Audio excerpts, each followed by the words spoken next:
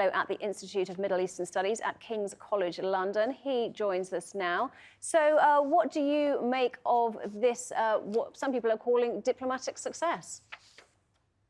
Hello. Yes, it is quite a breakthrough. I mean, it's coming after 3.5 years of this stalemate and 3.5 years of a blockade that has basically put the entire region on the brink of constant crisis and has somewhat undermined GCC integration and unity in a way that none of the previous crises in the Gulf have.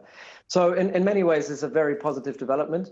It is a huge success for the Trump administration, and pressure by the Trump administration has really led to this breakthrough at this point, and I think that's a very positive development. However, this is a preliminary agreement. This is basically reversing some of the issues of the Gulf crisis. But the problem is, because it has lasted for so long, there are some underlying issues, because especially the people of the Gulf have been drawn into that crisis.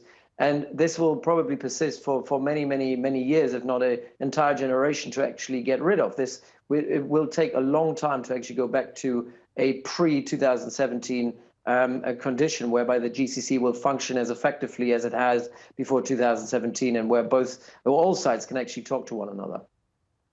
So remind us of what caused that rift in the first place. Right. So the Gulf has been undergoing a range of different crises before the 2017 one. The most severe one was in 2014, where the same actors who were then blockading Qatar in 2017 already raised concerns about Qatar at the time, about Qatar's behavior during the Arab Spring. But for the most part, this remained a crisis between elites and between royal families that could be resolved between royal families. And then in 2017, the way that the blockade was imposed on Qatar during Ramadan in the middle of the night, based on disinformation and massive disinformation campaigns across the region and the West, really put a lot of pressure on Qatar and kind of took them by absolute surprise.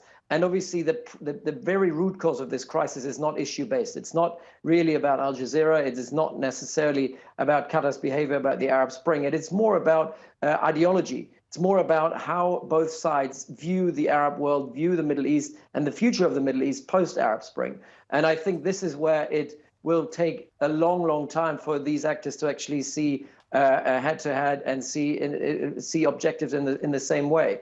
And I think they will not be aligned. And this problem is, it's not an issue-based crisis. And if it's not an issue-based crisis, but one that is ideationally based on ideology, based on values, such a crisis will not be resolved by a single summit and a single agreement. It will take a lot of confidence-building measures over a long period of time to actually see whether these countries can actually work together again as partners in the same way they might have done before 2017.